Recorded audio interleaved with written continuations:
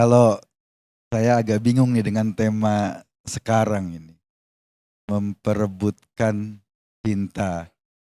Seolah-olah kita beranggapan bahwa eh, Pak Jokowi itu sedang menabur cinta gitu loh, sehingga harus diperebutkan kemana-mana. Dan menurut saya sekarang ada Membagi sedikit kali. membagi.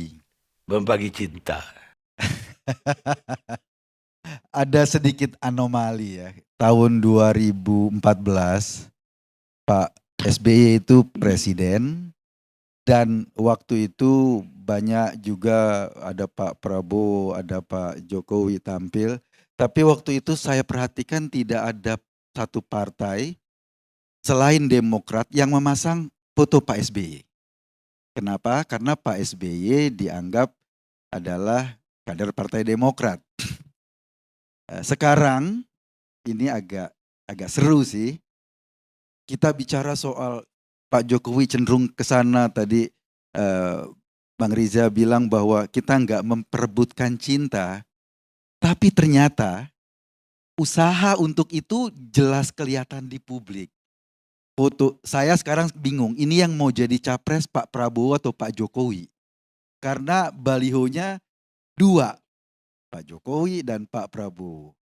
Padahal ke depan menurut saya yang jauh lebih penting adalah bagaimana kita melihat kualifikasi orangnya secara langsung. Tadi saya setuju dengan Kang Maman bahwa kita butuh orang yang punya kemampuan ke depan mengkonsolidasi persatuan, mengkonsolidasi pertumbuhan ekonomi yang berkelanjutan dan lain-lain. Hanya saja tadi kesimpulannya, kenapa Golkar awal-awal tidak mendukung Pak Jokowi, karena Pak Jokowi waktu itu masih dianggap tokoh lokal. Pak Prabowo sudah tokoh nasional. Baru kemudian Golkar mendukung Pak Jokowi ketika sudah jadi presiden. Ini membuktikan bahwa tokoh lokal yang bekas gubernur, yang pernah punya prestasi memimpin satu daerah, punya kualifikasi yang bagus untuk jadi seorang presiden ke depan. Ketimbang misalnya yang belum punya pengalaman memimpin satu daerah. Kenapa? Karena ruang kerjanya sama, pola kerjanya sama. Mereka cuma tinggal size-nya saja yang berbeda kan.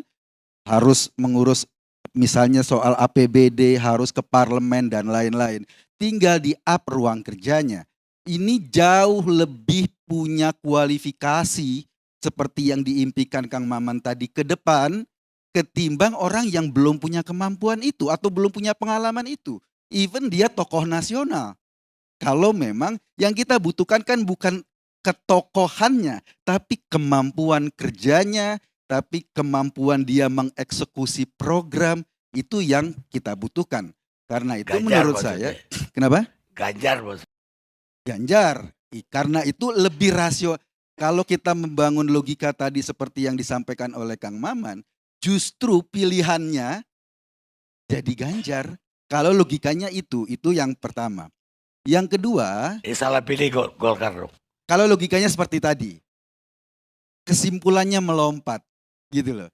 Yang kedua menurut saya bahwa ketika misalnya Mas Ganjar berkampanye di 2014 sebelum ketika dia menjadi calon gubernur dari PDI Perjuangan, sudah terbiasa dia pasang baliho dengan wajahnya Pak Jokowi pada saat itu.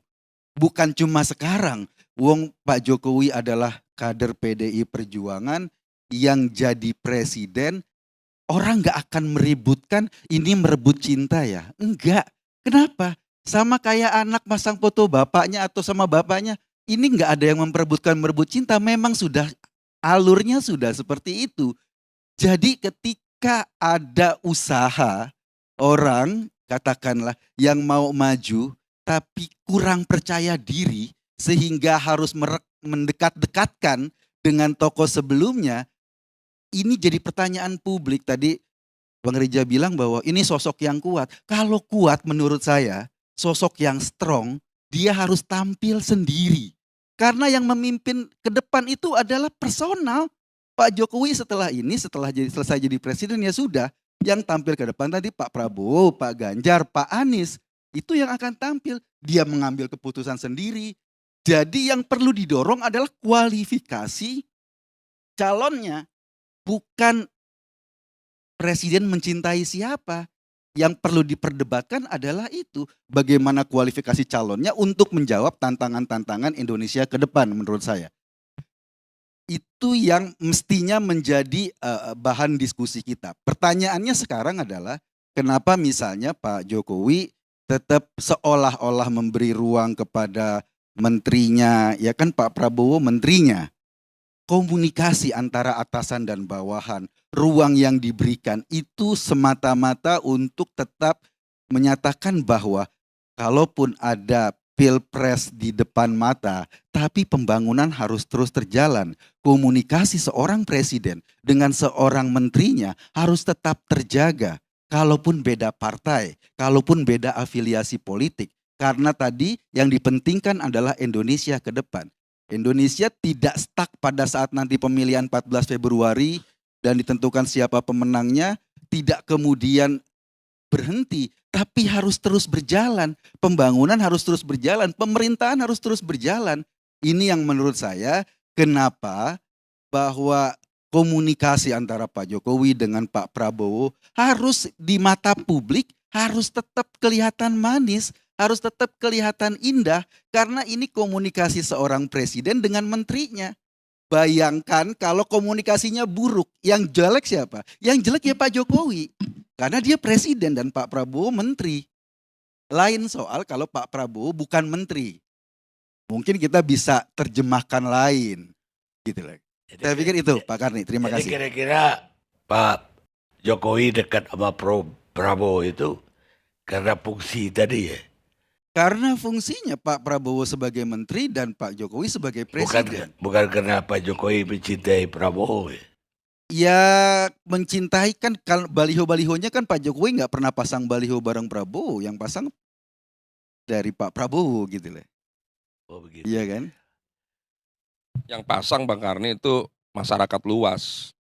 Nah, itu justru Enggak lah Bang. justru yang menarik itu adalah ketika banyak bertebaran di seluruh wilayah baliho Pak Jokowi, Pak Prabowo, ternyata banyak seluruh masyarakat itu senang bahwa ada dua pemimpin yang pernah berkompetisi, sekalipun sebelumnya bahkan Pak Prabowo pernah mengusung, mendukung, dan memenangkan Pak Jokowi di Pilgub DKI, kemudian berkompetisi, tapi Pak Prabowo dan Pak Jokowi bisa bersatu untuk kepentingan bangsa. Dan seluruh masyarakat Indonesia itu senang melihat dua pemimpin ini bisa bersatu. Dan inilah Indonesia yang didambakan ke depan. Dan ternyata adanya baliho-baliho tersebut juga menunjukkan bahwa kita boleh saja berpolitik, berkompetisi, tapi persatuan jauh lebih penting, saya kira Bang Karni. Setuju saya bahwa persatuan jauh lebih penting. Tapi kalau dianggap yang masang itu masyarakat umum, ya agak mencederai akal sehat kita ya. Sebanyak itu baliho, di mana-mana ada, biayanya mahal sekali, yang masang masyarakat umum. Baik. Agak aneh. Terus yang pasang balionya Ganjar dan Jokowi Ya relawan, itu ada masyarakat relawan, ada partai mungkin, ada banyak. nggak mencederai akal sehat. Kenapa? Nggak mencederai akal sehat. Ya relawannya Ganjar, ya bukan masyarakat umum yang tidak, kita punya afiliasi politik, kita punya pilihan politik, dan itu relawannya Ganjar. Ya mana tahu relawan Prabowo tadi. Ya bukan masyarakat umum dong, bilang relawan Prabowo gitu loh.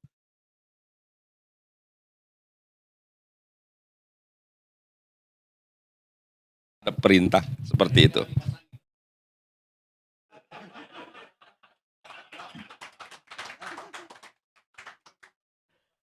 Karena Faisal Asegaf dalam hal ini sebagai pengamat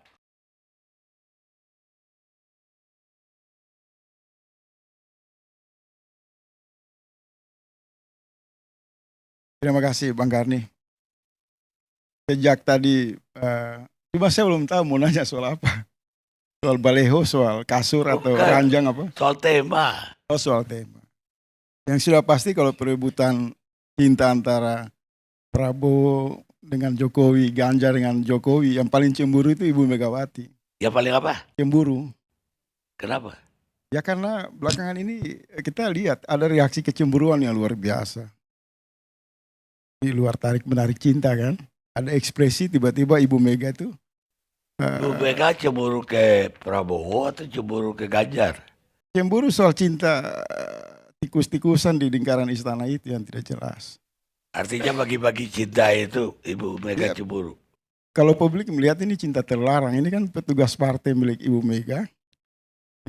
Dirawat, dipoles hampir 1 dekade, kemudian Prabowo mencoba untuk satu kasur dengan Pak Jokowi. Kemudian ada yang tersingkir dari kasur kan, kasur politik, kemesraan antara Jokowi dengan Ganjar. Tapi bahasa-bahasa seperti ini tadi gini Pak Kardi, saya duduk di sini tadi saya mencoba untuk mewakili perasaan tukang ojek, petani, buruh, nelayan untuk memahami diskursus perdebatan antara elit-elit partai ini. Dan saya merasakan saya tidak terwakili sebagai petani, nelayan, guru. Ini satu pembicaraan di pusat kekuasaan dengan bahasa yang sangat elitis dan nyaris sama sekali tidak membicarakan nasib rakyat. Tapi nasib bagaimana Prabowo jadi presiden, Ganjar jadi presiden. Itu kan intinya. Dan kalau mereka berebut dukungan Jokowi, kalau Jokowi datang ke TPS, dia hanya membawa 1 suara saja. Bagaimana membagi suara Jokowi itu? Maka rakyat menangkap pengertian rebutan dukungan ini pasti kan transaksi politik di balik istana, fasilitas, jaringan, seluruh lapak kekuasaan. Kalau pemahaman rakyat seperti itu, maka ini bukan satu upaya afiliasi yang sehat dalam politik. Tapi satu perlombaan, perampokan, dan manipulasi terhadap siklus politik. Karena kalau bicara dukungan, saya sebagai rakyat kecil membayangkan mencari dukungan Jokowi. Berarti Jokowi datang ke TPS 1 suara. 1 suara Pak Karni. Berarti dukungan apa yang dimaksud ini harus dijelaskan dulu. Kalau dukungan yang dimaksud presiden itu kan bukan pilihan Prabowo dan pendukungnya, Presiden Jokowi. Jokowi 2019 produk dari beberapa partai yang bukan Gerindra. Tapi tiba-tiba di tengah jalan Gerindra yang menolak atau berhadapan dengan Presiden Jokowi, kemudian masuk kabinet dan semakin menikmati lezatnya bagi-bagi kue pembangunan, kekuasaan, maka kemudian ada satu nafsu yang lebih dari itu untuk kemudian merubah pertengkaran dari 2014, 2019, dan 2024 dengan topeng rekonsiliasi untuk bagaimana mendapat dukungan dari Jokowi. Maka rakyat menangkap ini mau mengambil fasilitas negara, ini mau menggalang dukungan mitra dari kekuasaan, pengusaha, oligarki, dan lain-lain. Upaya mencari dukungan seperti ini sebenarnya norak dan sudah berkali-kali saya sampaikan ke ruang publik. Dan menunjukkan partai-partai yang berebut di lingkaran kekuasaan istana ini tidak mandiri, tidak bermartabat. Maaf saja, saya rakyat saya bebas. Saya pastikan siapapun yang ada di ruang partai politik tidak berani berbicara bebas. Mereka akan menyesuaikan terhadap arahan ketua umum partai mereka. Tapi dari sisi pandangan sebagai rakyat saya lihat, sebenarnya partai politik ini makin mundur, makin norak. Saya bisa memahami itu karena memang hampir 10 tahun ini paling banyak partai politik yang mengirim putusannya ke kabinet itu lebih terlihat di ruang publik itu sibuk sebagai bagian dari panitia perkawinan anak presiden. Dari satu anak presiden yang kedua, dan anak presiden yang terakhir. Berebut di sana menjadi panitia, berebut di sana mencari muka dengan presiden. Dan kemudian efeknya sekarang kan, efeknya udah puncak ini. Setelah semua itu dilakukan, mereka menagih dari Pak Jokowi. Semuanya kita sudah lakukan yang terbaik kepada Anda. Sekarang dong, timbal baliknya, Anda memberi dukungan kepada misal saya Prabowo atau Ganjar. Tapi ada bahasa yang menarik dari beberapa politisi yang masih idealis mengatakan apabila Jokowi secara terang-terangan berani memberikan dukungan kepada salah satu calon presiden, maka ini adalah pelanggaran konstitusi. Misal Adian itu salah satu sahabat saya yang di depan saya mengatakan Presiden Jokowi tidak boleh memberi dukungan kepada salah satu calon presiden manapun. Itu satu pelanggaran konstitusi. Presiden harus netral sebagai kepala negara. Lantas apa yang dimainkan oleh presiden? Ini tikus-tikusan. Ini gerak dan isyarat yang menjebak, memberi imajinasi, bisa saja harapan palsu kepada Ganjar dan kepada Prabowo, terus menerus sampai matang rakyat melihat, bisa saja seperti itu. Rakyat melihat Jokowi mengatakan inilah orang-orang yang sebenarnya paling bernafsu menggantikan saya, yaitu Ganjar dan Prabowo. Kalau ini terus menerus terjadi, maka semakin yakin rakyat, mereka akan mencari pemimpin yang jauh dari lingkaran kekuasaan. Karena pemimpin yang jauh dari kekuasaan itulah yang dinantikan oleh rakyat. Dia tidak butuh memanipulasi jaringan kekuasaan. Dia tidak butuh mendapatkan fasilitas negara. Dia tidak butuh isyarat, simbol, sinyal dari kekuasaan untuk mendukung dia. Tapi yang dia butuh adalah persenyawaan pikirannya dengan rakyat. Yang rakyat butuh dari pemimpin tersebut adalah sikap dia untuk memperjuangkan perubahan. Maka sudah otomatis kalau kita melihat pada kondisi realitas jelang Pilpres, memang banyak forum sering menghadirkan perbadutan politik dengan perbincangan-perbincangan ngerumpi, perbincangan tidak visioner yang menghadirkan tarik-menarik Ganjar dan Prabowo. Tapi di forum lain, kita juga harus berbesar hati untuk melihat terjadi akselerasi, konsolidasi antara Anies Baswedan dengan kekuatan-kekuatan elemen yang menghendaki perubahan. Dan itu gelombangnya makin Jadi membesar. yang ada maksud jauh dari kekuasaan itu Anies Baswedan. Pasti. Itu realitas, bukan menurut saya. Semakin berebut Prabowo dengan Jokowi, Ganjar dengan Jokowi, maka di panggung yang paling sangat dilihat oleh rakyat itu Anies Baswedan. Di daerah-daerah terjadi gelombang dukungan yang luar biasa. Nah ini menurut saya, kalau itu kan wacana, bisa saja kita bikin dalam bentuk apalah. Fahri Hamzah dengan Anies, Anies dengan Pak Karni Ilyas. Itu kan biasa saja. Rakyat nggak tertarik seperti itu. Tapi saya sedikit begini Pak Karni. Mestinya Ganjar dan Prabowo itu menemui Jokowi. Untuk bagaimana sama-sama dengan Jokowi meyakinkan bahwa mereka pemimpin yang terbaik di masa depan. Misal, mereka mengeluarkan satu petisi bersama untuk menuntaskan kasus 349 triliun. Kalau Prabowo dan Ganjar melakukan itu dengan Jokowi, saya kira akan sehat ini demokrasi. Tapi kalau mondar-mandir kemudian pendukungnya hanya curhat, gosip, soal spanduk, soal baleho, soal gerak-gerik, ini mundur sebenarnya. Sebagai rakyat saya lihat penakut dan pengecut. Anies terwakili oleh suara rakyat. Pendukung-pendukungnya kan datang ke KPK.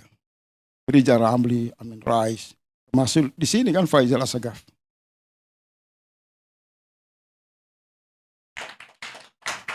Dan Pak Anies menjawab bahwa praktek kekuasaan ini dibajak dalam perilaku mafia. Ini telanjang di ruang publik. Jadi kalau kita mau bicara, sudahlah, ini terjadi perbudakan politik yang sangat luar biasa terhadap partai-partai yang semakin terjebak di lumpur kekuasaan Jokowi. Jangankan mereka bicara soal koalisi untuk 2024. Partai-partai yang berkoalisi hari ini dalam satu dekade itu tidak pernah tampil di ruang publik menyodorkan evaluasi tentang kinerja pemerintahan Jokowi. Tidak pernah ada permohonan maaf bersama dari partai koalisi di lingkaran Pak Jokowi untuk mengatakan bahwa demokrasi ini amburadul, bahwa tatanan bernegara semakin memasuki kecemasan rakyat. Minimal ada penyampaian moral. Tapi karena terlalu banyak investasi kejahatan dan semakin gelapnya kekuasaan, maka cara untuk menutupi itu semua diperlukan sandiwara yang tadi dijelaskan itu. Dari satu skenario, bicara soal baleho, bicara soal nanti Prabowo naik mobil, nanti Ganjar turun di sawah. Ini semua tidak bermutu dan tidak berkualitas. Dan kalau saya mau tanya semua di sini, ruangan sini, kalau kita mau bicara dengan hati nurani kita, sebenarnya bahasa-bahasa yang memuji Ganjar dan Prabowo itu hanya membunyikan kata-kata tanpa makna di ruang publik. Hanya dalam rangka menjaga perasaan, kepentingan ketua umum partai. Karena yang duduk di sini tidak bisa memutuskan keinginan yang sudah ditetapkan oleh Ibu Megawati, sudah ditetapkan oleh Erlangga, sudah ditetapkan oleh Prabowo. Berani. Maka terjadi bahasa-bahasa penyesuaian.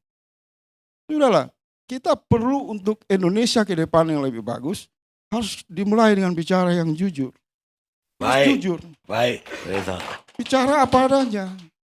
Jangan lagi menjadi penghambaan yang luar biasa kepada ketua umum partai. Dan rasa takut kepada Jokowi harus dihentikan. Karena waktu akan menggulingkan dia dan menurunkan dia pada tahun 2024. Baik, Catat itu. Dia sudah tidak menjadi sesuatu yang penting. cukup Reza. Terima kasih. Sekarang Putra.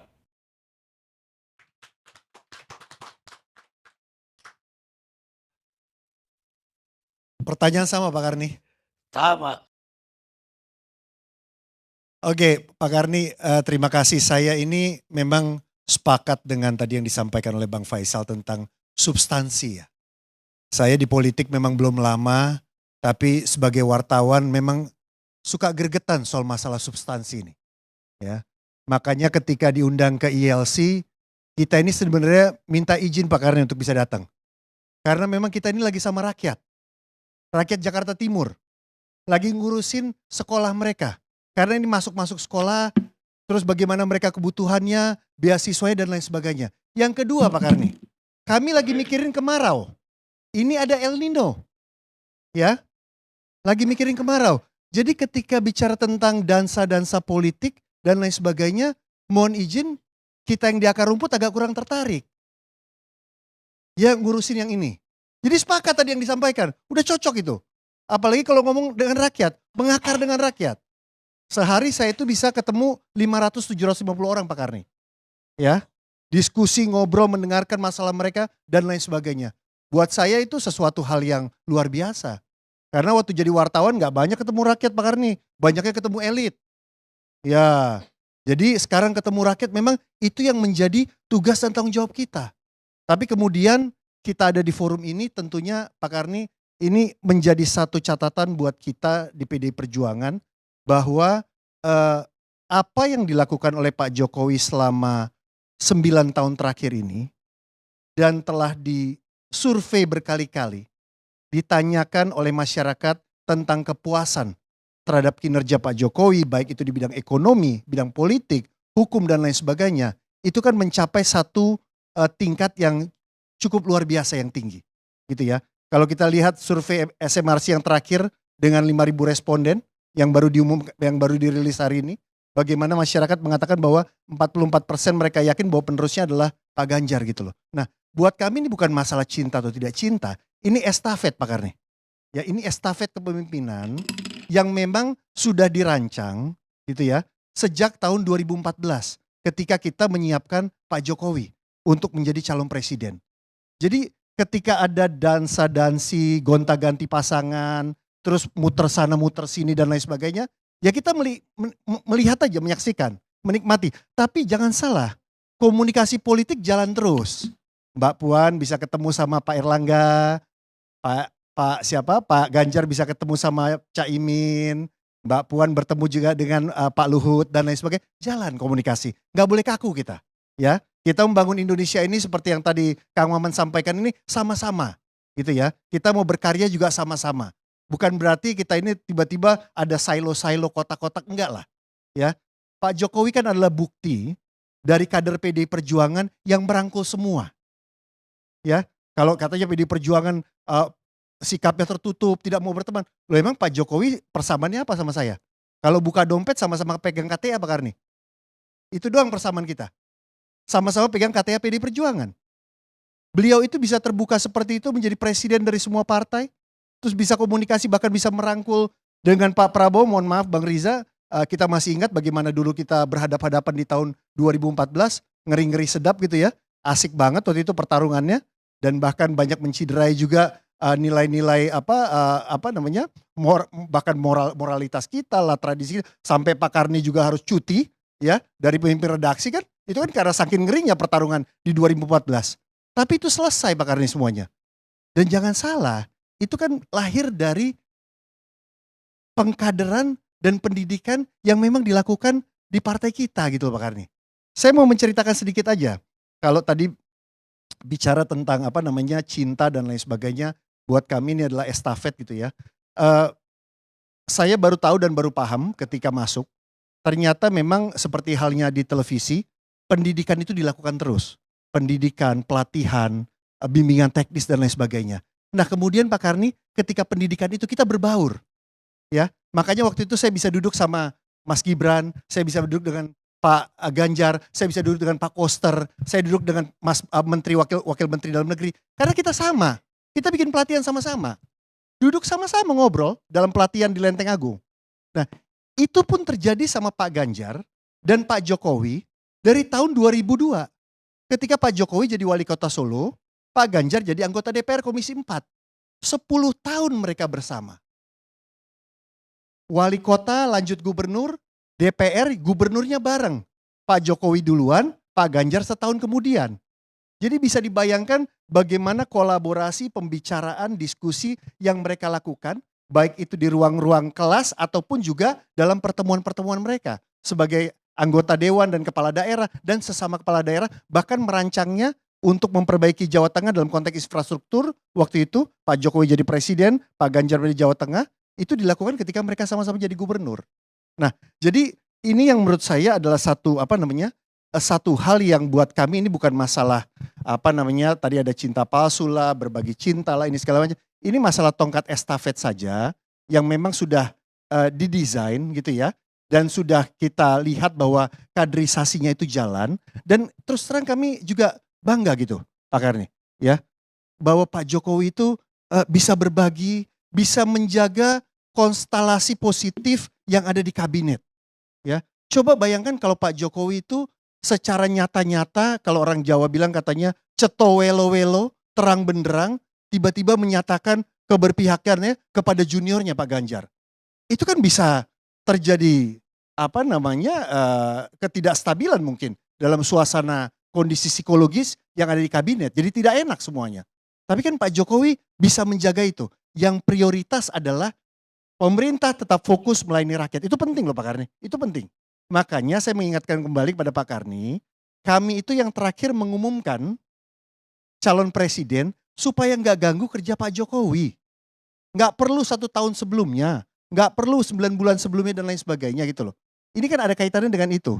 Nah makanya Pak Pak Karni ini betul-betul urusan politik ini tadi saya setuju banget. Ini bukan urusan dansa-dansila, cinta monyet atau cinta beneran, setengah cinta, pengkhianatan cinta dan sebagainya. Tapi bagaimana kita kerja untuk rakyat. Hari-hari ini Pak Karni, kepala daerah kita, terutama yang di Indonesia Tengah dan Indonesia Timur, itu lagi mikirin soal kemarau panjang.